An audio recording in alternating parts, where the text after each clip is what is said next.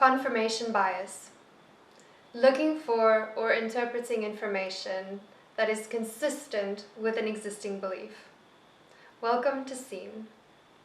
Confirmation bias is one of many cognitive biases that we have to find. It's when you search for information to confirm something that you already believe or a value that you hold.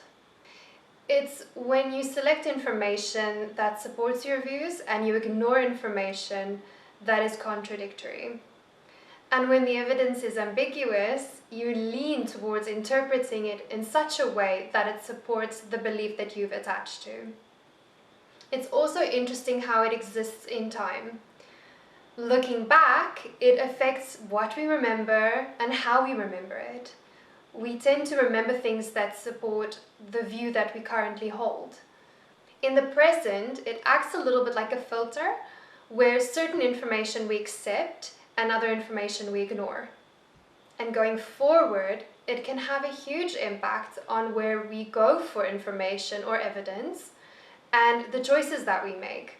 Outcomes, expectations, all of those things can be skewed to one way or the other based on our confirmation bias.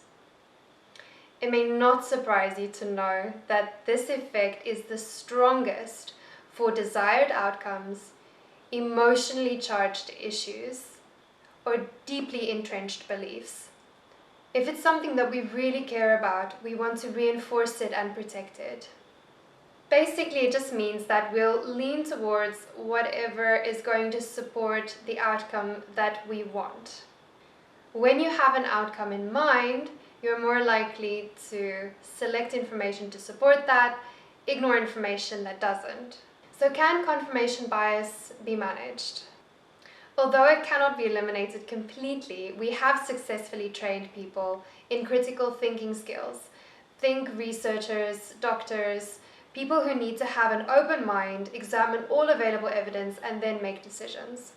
For the rest of us, when we notice that we seem to be really attached to a point of view or a specific outcome, we might notice ourselves looking for information to support this. This is a really good time to then look for information to the contrary, conflicting information, or just a different perspective. To consider the opposite. Being mindful when you notice that you seem to be trying really hard to prove something is useful. An example of this is, let's say you've been in a situation and you felt like you were the victim. Once you've taken up that position, that role, you will find plenty of information to support that.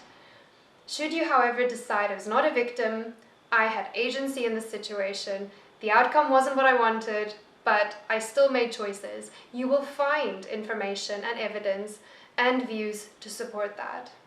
I also like to notice the language that I'm using. Language can also be a great clue to help you identify when you seem to have attached to something or if it's a very emotional issue.